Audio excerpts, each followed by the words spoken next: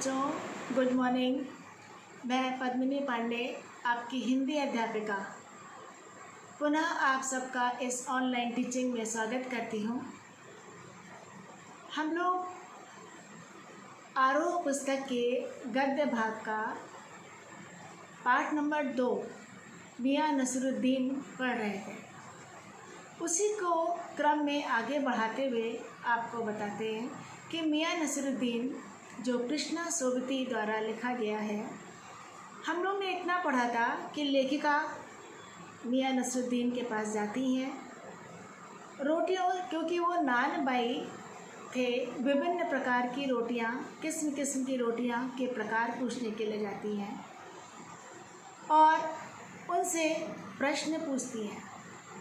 मियाँ को शक होता है कि ये कहीं पत्रकार तो नहीं है, क्योंकि पत्रकारों के लिए उनके मन में नकारात्मक एक विचार रहता है, उनको वो निठल्ला और बेकार समझते हैं। लेखिका प्रश्न उनसे करती हैं, लेकिन उल्टे ही उनके प्रश्नों का बड़े व्यंग्यात्मक तरीके से उत्तर देते हैं।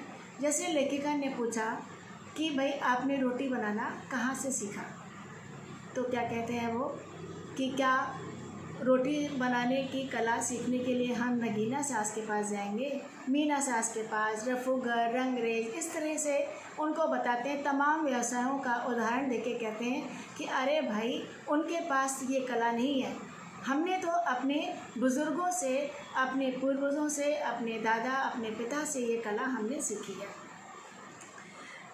और इसमें इन्होंने, हम लोग ने जितना पढ़ा, एक मुख्य बात उन्होंने क्या कही, एक नसीहत दी उन्होंने कि तालीम भी बड़ी चीज़ है। यानी शिक्षा एक होती है किताबी शिक्षा, एक होती है व्यावहारिक शिक्षा। तो बच्चों, यहाँ पर इन्होंने, लेखिका ने मियाँ नसरुद्दीन के माध्यम से ये हम सबको बताया है कि किताबी शिक्षा से कहीं ज़्यादा महत्व व्यावहारिक शिक्षा का होता है।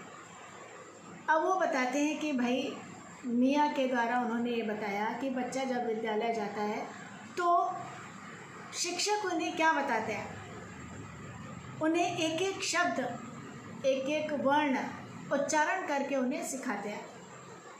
एक तरीका तो ये होता है। दूसरा तरीका होता है कि काम करके सिखाया जाता है। तो काम करके ही आता है, इसी बात को उन्होंने बताया कि नसीहतें देने से काम नहीं आता, काम करने से आता है। तो बच्चों, अब हम लोग आगे बढ़ते हैं। इसी क्रम को आगे बढ़ाते हुए कहते हैं, देखिए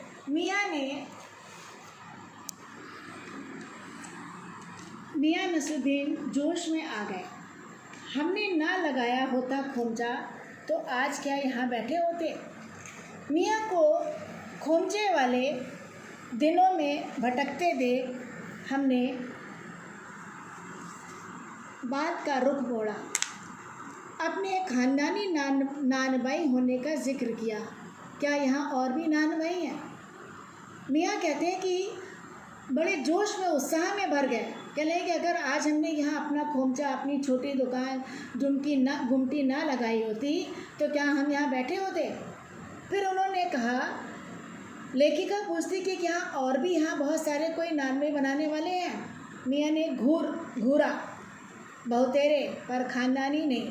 उनको अपने खानदानी नानबाई होने का बड़ा गर्व है। तो कहते हैं, सुनिए, दिमाग में चक्कर काट गई है एक बार। हमारे बुज़ुर्गों से बादशाह सलामत ने यूँ कहा, मियाँ नानबाई कोई नई चीज़ खिला सकते हो, हुक्म कीजिए जनाबना। अब देखिए अपनी शेखी कैसे बगाड़ते हैं कि मतलब हम खानदानी पेशे वाले हैं कि बादशाहों तक जो है हमारे यहाँ रोटी जाती थी। तो एक बार का वो किस्सा बताते हैं कि हमारे बुज़ुर्गों से बादशाह सलामत ने यूँ कहा कि मियाँ नानबाई कोई नई चीज़ खिला सकते हो, हुक्म कीजिए जनाबना। बादशाह सलामत ने फरमाया, कोई ऐसी चीज़ बनाओ जो ना आग से पके ना पानी से बने। क्या उनसे बनी ऐसी चीज़? लेखिका पूछती कि क्या ऐसी चीज़ बनाई उन्होंने? क्यों ना बनती साहिब, बनी और बादशाह सलामत ने खूब खाई और खूब सराही, यानी तारीफ़ भी करी। लगा हमारा आना कुछ रंग लाया है। अब लेखिका को लगा कि हम जब आए हैं तो लगता है कुछ हमें और मज़ेदार बातें सुनने को मिलेगा। बेसब्री से पूछा, वह पकवान क्या था? कोई खासी चीज़ होगी। मियाँ कुछ देर सोच में खोए रहे। सोचा, पकवान पर रोशनी डालने को है कि नसरुद्दीन साहिब बड़ी रुखाई से बोले, यह हम ना बतावेंगे। बस आप इतना समझ लीजिए कि एक कहावत है ना कि खानदानी नानबाई कुएं में भी रोटी पका सकता है। देखिए अपनी कैसी तारीफ खुद करते हैं, कुएं में भी रोटी पका सकता है। कहावत जब भी गढ़ी गई हो हमारे बुज़ुर्गों के कर्तव्य पर पूरी उतरती है। मज़ा लेने के लिए टोका। कहावत यह सच्ची भी है कि, अब बीच में ही लेखिका ने कहा यह कहावत सच्ची है कि, मियाँ ने तरेरा, और क्या झूठी है?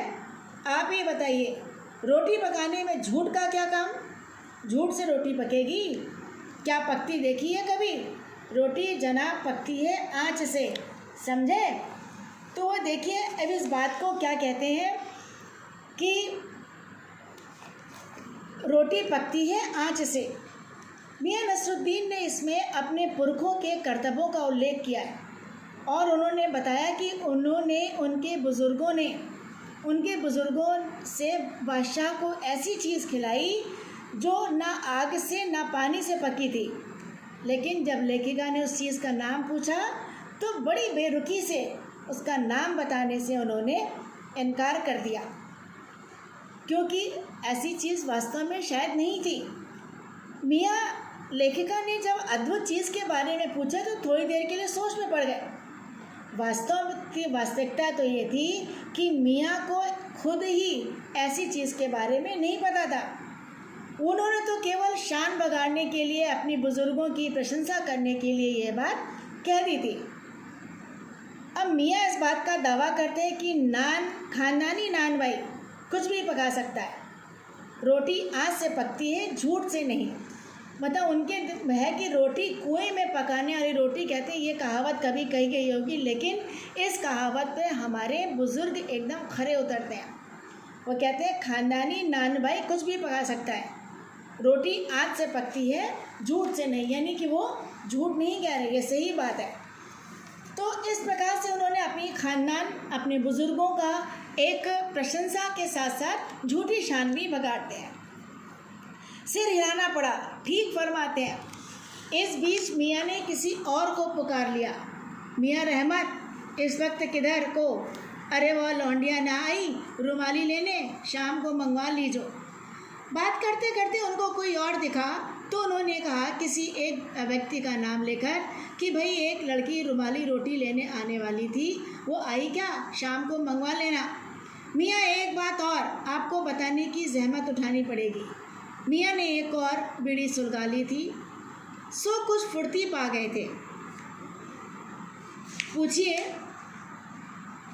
अरे बात ही तो पूछिएगा, जान तो ना ले लेवेंगे, उसमें भी अब क्या देर, 70 के हो चुके हैं। फिर जैसे अपने से ही कहते, वालिद मरहूम तो कूच किए 80 पर, क्या मालूम हमें इतनी मोहलत मिले ना मिले।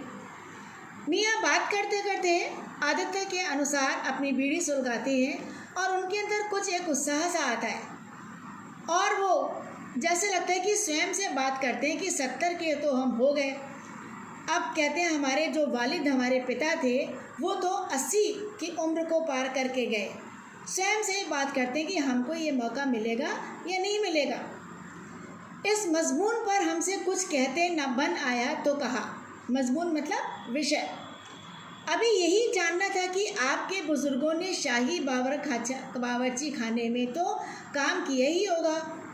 अब लेखिका तो उसी बात पे अटकी थी कि शाही, क्योंकि बादशाह सलामत ने उनसे रोटियां मंगवाई थी, नान भाई उनके घर रोटी जाती थी इनके यहाँ से। तो कहते हैं शाही बावर्ची खाना राजकीय भोजनालय में।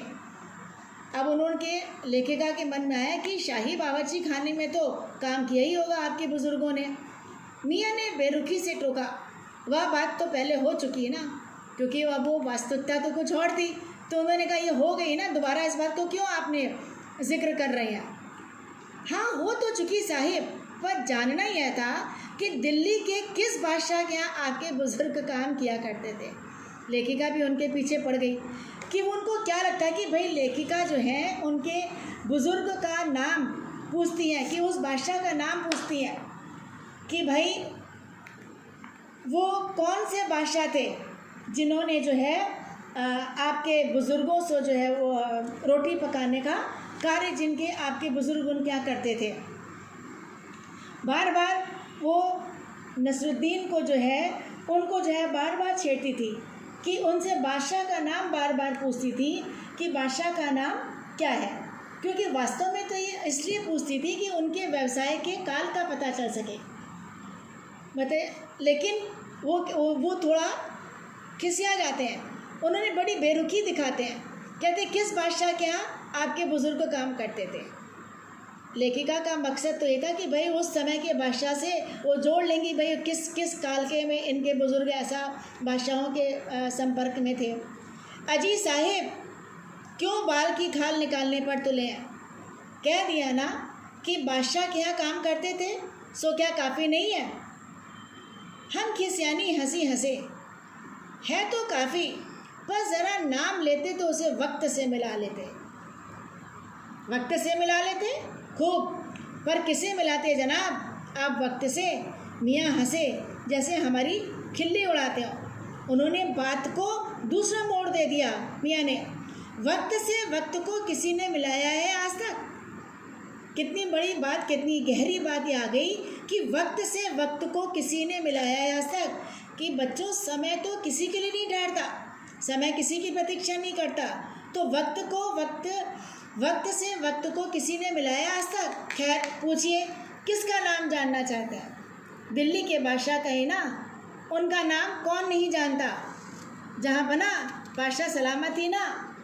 अब वो किस तरीके से देखिए भड़क उठते हैं, कितनी बेरुखी दिखाते हैं इस प्रकार से लेखिका के पूछने पर। मतलब मियाँ ये बताते हैं कि हमारे बुज़ुर्ग जो है वह ख़ानदानी नानबाई थे, और वो उन्होंने बातों बातों में प्रशंसा के चक्कर में ये भी उन्होंने बता दिया कि उनके पूर्वज बादशाह के नानबाई थे।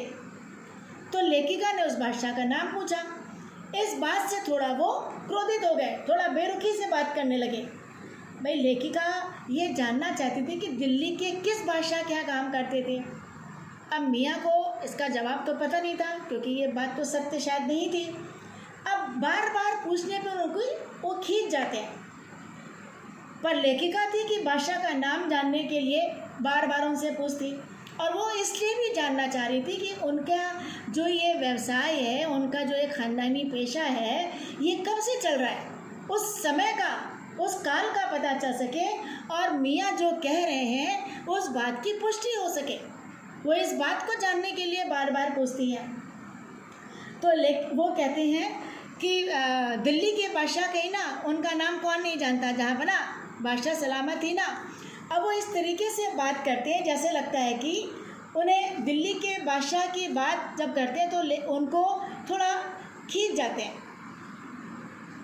बार बार बादशाह का नाम का प्रसंग आते ही नसरुद्दीन जो है वह उनकी दिलचस्पी इनके में ख़त्म होने लगती है।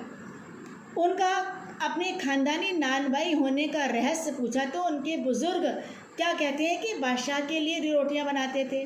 जब बादशाह का नाम पूछा तो उनकी दिलचस्पी लेखिका में ख़त्म होने चली। सच्चाई तो ये थी कि वो किसी बादशाह का नाम नहीं जानते थे, और ना ही उनका परिवार किसी बादशाह से, उनके परिवार का किसी बादशाह से संबंध नहीं था। बादशाह का बावर्ची होने की बात उन्होंने अपने परिवार की बड़ाई करने के लिए कह दिया था, और जैसे ही बादशाह का प्रसंग आया वे अपनी बेरुखी दिखाने लगे। कौन से बादशाह? बहादुर शाह सफ़र की, मियाँ ने खींच कर कहा। फिर अलट पलट के वही बात, लिख लीजिए बस। वो कहते हैं लिख लीजिए बस, नाम आपको कौन बादशाह के नाम चिट्ठी रुका भेजना है। अब उनकी खिसियाट, उनका खींच देखिए। कहते हैं कि आप बाल की खाल निकाल रही हैं, आप अलट पलट के वही बात बार बार कर रही हैं। आपको क्या उस बादशाह के नाम जान लेंगी तो आपको कोई संदेश भेजना है, कोई चिट्ठी भेजनी है, कि डाक खाने वाले को सही नाम पता बताना ज़रूरी है। वो सही बात बता ही नहीं रहे थे, और हमें बिटर बिटर अपनी तरफ देखते पाया तो सिर हिलाकर अपने कारीगर से बोले, अरे ओ बब्बन मियाँ, भट्टी सुलगा दो तो काम से निपटे। यह बब्बन मियाँ कौन है साहिब? बिटर बिटर देखना, यानी उनको बार बार लेखिका को वो देख रहे थे और देखा कि लेखिका उन्हीं की तरफ अपलक दृष्टि से देख रही थी। तो उन्होंने उनसे बचने के लिए अब उनसे आंख बचा करके अपने कारीगर को संबोधित करके बोले कि चलो भाई भट्टी सुलगाओ तो हम काम अपना पूरा करें। अब लेखिका ने फिर प्रश्न पूछा कि ये भाई बब्बन मियाँ कौन है? मियाँ ने रुखाई से जैसे फाँकी ही काट दियो, बड़े ही बेरुखी से बोले, अरे अपने कारीगर और कौन होंगे? पता एक होता है ज़रा नर्वियत से जवाब देना, क्योंकि वो सत्य तो बोल नहीं रहे थे, इसलिए उनकी खिसियाट बार बार उनकी बातों में आ रही थी। मन में आया पूछ लें आपके बेटे बेटियां हैं, पर मियाँ नसरुद्दीन के चेहरे पर किसी दबे हुए अंधड़ के आसार और यह मजमून न छेड़ने का फैसला किया। मजमून मतलब विषय। लेखिका मन में सोचती कि पूछे आपके परिवार में कौन कौन है, कितने बच्चे हैं, पर उनका किसी दबे हुए अंधड़, यानी दबे हुए अंधड़ का आसार मतलब कि वो बार बार वो कहती हैं कि ऐसा दबे हुए अंधड़ से कितना उन्होंने क्या बताया कि मियाँ नसरुद्दीन से बादशाह का नाम पूछा तो सही उत्तर नहीं दे पा रहे थे। लेखिका बहादुर शाह जफ़र का नाम लेने पर वो चिढ़ गए और बोले कि नाम लिख लीजिए, आपको कौन से बादशाह के नाम चिट्ठी भेजनी है। लेखिका की बातों से वो उकता गए और उसे नज़रअंदाज करने के लिए वो अपने कारीगर से बात करने लगे, उसे भट्टी सुलगाने का आदेश देने लगे। लेखिका उनके परिवार, उनके बच्चों के बारे में जानना चाहती थी, पर मियाँ का दबे हुए अंधड़ चिढ़ता हुआ देख करके पूछा कि ये कारीगर लोग आपके शागिर्दी करते हैं? खाली शागिर्दी नहीं साहिब, गिन के मजूरी देता हूँ। 2 रुपये मन आटे की मजूरी, 4 रुपये मन मैदे की मजूरी। हाँ, ज़्यादातर भट्टी पर कौन सी रोटियाँ पका करती हैं। मियाँ को अब इस मजमून में कोई दिलचस्पी बाकी न रही, फिर भी हमसे छुटकारा पाने को बोले। अब उन्होंने कहा, लेखिका क्या कहती हैं कि ये जो कारीगर लोग हैं ये आपके शिष्य हैं, ये आपकी शागिर्दी करते हैं? तो मियाँ गुस्से में जवाब देने लगे। क्या बोले? खाली शागिर्दी नहीं, इनको हम तनख्वाह भी देते हैं। 2 रुपये मन आटा और 4 रुपये मन मैदा के हिसाब से इनको मैं गिन कर मजूरी देता हूँ। लेखिका द्वारा रोटी के जब नाम पूछने पर मियाँ ने सोचा कि इनसे पल्ला झाड़ने के लिए कुछ रोटियों के नाम वो गिनाते हैं। इसके बाद लेखिका उनके चेहरे पर जो तनाव देखती हैं, अब वो रोटियों के नाम ही हैं बच्चों, बाकर खानी, शीरमाल, ताफ्तान, बेसनी, खमीरी, रुमाली, गाव, दीदा, गाज़ेबान, तुनकी। इस प्रकार इन्होंने देखिए रोटियों के इतने प्रकार बता दिए और वो कहती है कि रोटियों के नाम मियाँ से गिना दिए। फिर तेवर चढ़ा हमें घूर कर कहा, तुनकी पापड़ से ज़्यादा महीन होती है। महीन? हाँ, किसी दिन खिलाएंगे आपको। एकाएक मियाँ की आंखों के आगे कुछ कौंध गया, एक लंबी सांस भरी और किसी गुमशुदा याद को ताज़ा करने को कहा। उतर गए वे ज़माने और गए वे कद्रदान जो पकाने खाने की कद्र करना जानते थे। मियाँ अब क्या रखा है, निकाली तंदूर से, निगली और हजम। देखिए रोटियों के नाम उन्होंने गिनाए, फिर उन्होंने क्या बताया कि तुनकी रोटी के बारे में एक विशेष प्रकार की रोटी होती है, वो ये बताया कि वो पापड़ से भी ज़्यादा पतली होती है। अब उस तुनकी रोटी के बारे में बताने लगे कि बहुत महीन होती है। फिर उन्होंने कहा किसी दिन खिलाएंगे आपको। और उतर गए वो ज़माने।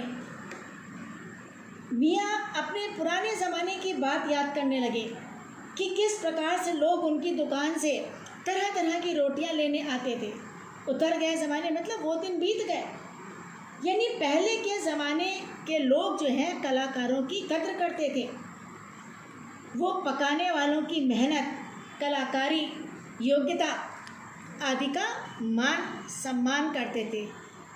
वो वर्तमान समय से जोड़ते हैं कि आज के समय में इन कलाकारों का कोई कद्रदान नहीं है और कहते हैं आज ज़माना बदल गया है, अब किसी के पास समय नहीं है। हर व्यक्ति केवल पेट भरने के लिए काम करता है, उसे स्वाद की तो कोई परवाह ही नहीं है। कहते हैं क्या मियाँ अब क्या रखा है, निकाली तंदूर से, निगली और हजम। अब तो तंदूर में बनने लगी रोटियाँ। तो कहते हैं अब तो देखिए धीरे धीरे हमारी आविष्कार होने से नई चीज़ें आने लगी, हम मशीनी चीज़ों से बनने लगी, तो अब वो कहते हैं वो समय अब नहीं रहा।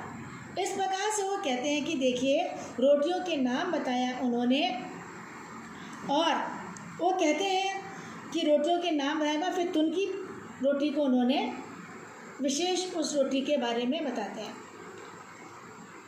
फिर वो बताते हैं कि देखिए अब वो पहले के समय में लोग कद्रदान होते थे, अब वो कद्रदान नहीं है।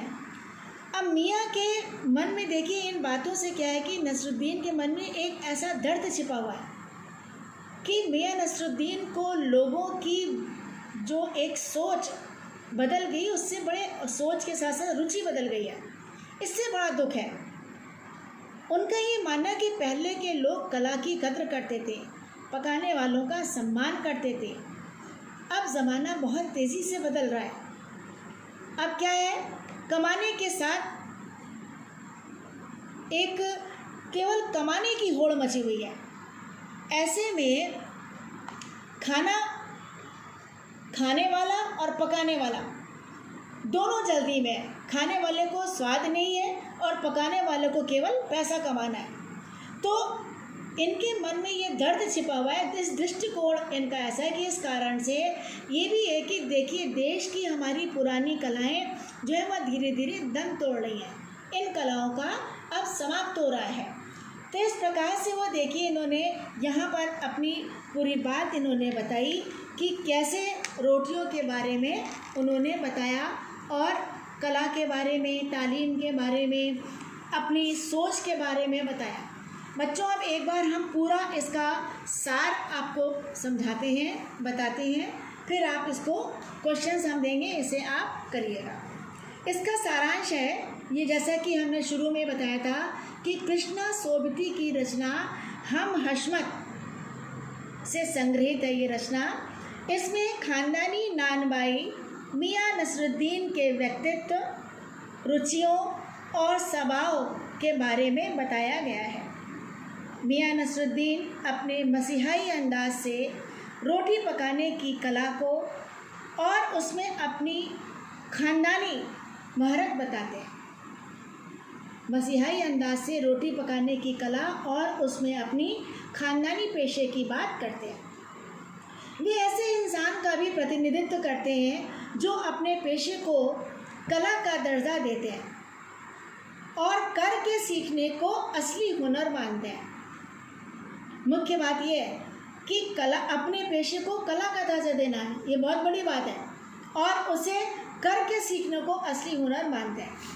लेखिका बताती है कि एक दिन वह मटिया महल के गड़ैया मोहल्ले की तरफ निकली तो एक अंधेरी व मामूली सी दुकान पर आटे का ढेर सनते, देखिए उन्होंने कहा था खोमचे पर, अंधेरी व मामूली सी दुकान पर आटे का ढेर सनते देखकर उन्हें कुछ उस ओर जाने का मन हुआ।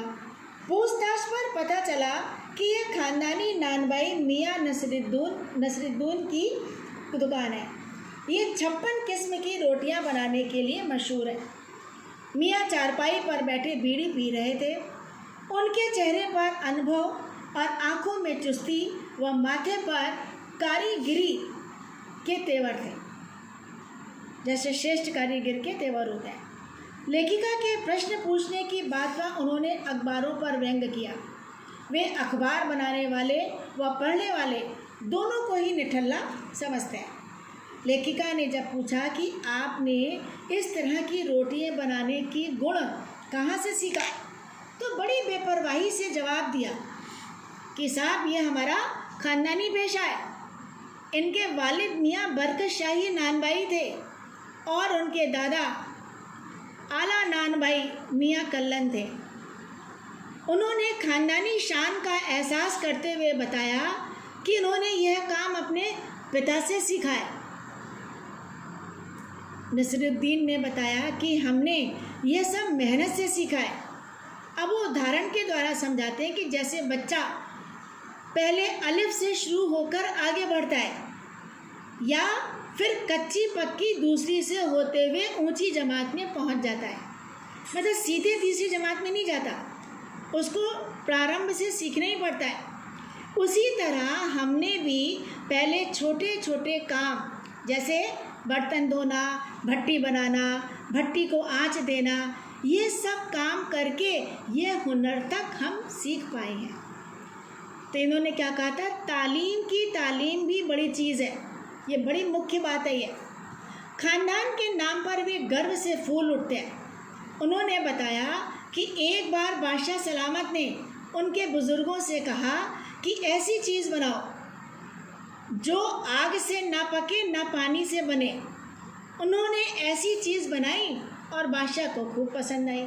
वो बहुत बड़ी बड़ी जो है वह अपनी जो है प्रशंसा कर रहे थे। वे बड़ाई करते हैं कि ख़ानदानी नानभाई कुएं में भी रोटी पका सकता है। लेखिका ने इस कहावत की सच्चाई पर प्रश्न चिन्ह लगाया तो वे भड़क उठे, मतलब इतनी शान बगा रहे थे कि वो भूल ही गए कि हम क्या बोल रहे हैं। लेखिका जानना चाहती थी कि उनके बुज़ुर्ग किस बादशाह क्या काम करते थे। जैसे उन्होंने पूछा, बड़े बेरुखे स्वर में उनका स्वर बदल गया, उनके चेहरे पर तनाव दिखने लगा, उनकी रुचि खत्म हो गई लेखिका से के प्रश्नों का उत्तर देने में। मतलब अभी तक तो वो अपने ख़ानदानी पेशे की बड़ाई कर रहे थे, बड़ा गर्व महसूस कर रहे थे। जैसे ही उन्होंने बादशाह का नाम पूछा तुरंत उनके सुर बदल गए। वे बादशाह का नाम स्वयं भी नहीं जानते थे, इसलिए वह खींच रहे थे। वे इधर उधर की बातें करने लगे। अंत में खींच कर बोले कि कौन सा आपको जो है बादशाह के नाम चिट्ठी पत्री भेजनी है। तो लेखिका से पीछा छुड़ाने के लिए उन्होंने अपने कारीगर से बात करने लगे। बोले, अरे भट्टी सुलगाओ, मैं अपना काम पूरा करूं, उसे निपटाऊं। लेखिका ने उनके बारे में पूछा तो उन्होंने कहा कि लेखिका ने जब कारीगर के बारे में पूछा कि ये क्या आपके शागिर्द हैं, तो उन्होंने कहा नहीं, इनको हम बाकायदा मजदूरी देते हैं, 2 आने आटे की और मैदे की अलग अलग। लेखिका ने रोटियों की किस्में जानने की इच्छा जताई। अब उन्होंने उनका इधर दिमाग जो है घुमाया तो उन्होंने फटाफट रोटियों के नाम गिना दिए। उन्होंने रोटियों के नाम कौन कौन से बताए आपको कि बाकर खानी, शीरमाल, ताफ्तान, बेसनी, खमीरी, रुमाली, गाव, दीदा, गाजेबान, तुनकी इत्यादि। फिर साथ ही साथ उन्होंने एक तुनकी रोटी को उन्होंने बताया कि तुनक कर बोले कि तुनकी पापड़ से ज़्यादा महीन होती है। फिर वे अचानक एक विचारों में खो गए, एक यादों में खो गए। कहने लगे अब समय उतर गया, यानी समय बदल गया। अब खाने पकाने का शौक़ पहले की तरह नहीं रह गया है, ना ही अब वो कद्र करने वाले हैं। अब तो भारी और मोटी तंदूरी रोटी का ही बोलबाला है। क्यों? ना तो खाने वाले के पास समय है और ना ही खाने वाले के पास या ना पकाने वाले के पास समय है। इस प्रकार से देखिए, लेखिका ने कृष्णा सोबती ने इस मियाँ नसरुद्दीन के माध्यम से हम सबको कितना अच्छा संदेश दिया है कि एक तो ये कि आज के समय में लोग अपने परंपरागत व्यवसाय को नहीं अपना रहे, उस पर वो बड़ा गर्व करते हैं। शिक्षा की बात करें कि व्यवहारिक शिक्षा ज़्यादा महत्वपूर्ण है बजाय कि किताबी ज्ञान की। और इस प्रकार से शिक्षा के प्रसार के कारण उन्होंने इसको आगे बताया कि लोगों में कैसे कैसे रुचियों में बदलाव आया, नए नए व्यवसाय हुए हैं। तो इस प्रकार से मियाँ मशहूर 56 किस्म की रोटियां बनाने के लिए मशहूर है, वह अपना वक्त निकाल लेते हैं। तो इस प्रकार से हम लोग कहते हैं ख़ानदानी नानभाई मियाँ नसरुद्दीन के व्यक्तित्व, रुचियों, स्वभाव को बताया, उनके मसीहाई अंदाज से बनी रोटियां पकाने की कला और उनका ख़ानदान। वे ऐसे इंसान का भी प्रतिनिधित्व करते हैं जो अपने पेशे को कला का दर्जा देते हैं और करके सीखने को असली हुनर मानते हैं। तो इस प्रकार से बच्चों, ये आपका लेसन कंप्लीट हुआ। इसके कुछ प्रश्न हैं जो हम आपको अभी बताते हैं, उसके साथ इनके थोड़ा डिस्कस कर लेते हैं, जो कि आप इसके आंसर देखिएगा कि मियाँ किस सोच में खो गए। मियाँ किस बात का दावा करते हैं? मियाँ किस सोच में खो गए थे? भाई मियाँ को क्या लगा? उनके मन में ये आया कि भाई अब जो है, मियाँ किस सोच में खो जाते हैं कि उनको जब अद्भुत चीज़ के बारे में पूछा गया तो उनको सोच में पड़ गए कि भाई क्या ऐसी चीज़ आपके ख़ानदानी लोगों ने उस बादशाह को खिलाई, जो क्योंकि उन्होंने अपने बुज़ुर्गों की प्रशंसा के लिए जो बात कही थी, उस चीज़ के बारे में जब लेखिका ने पूछा तो वो सोच में पड़ जाते हैं। और मियाँ किस बात का दावा करते हैं?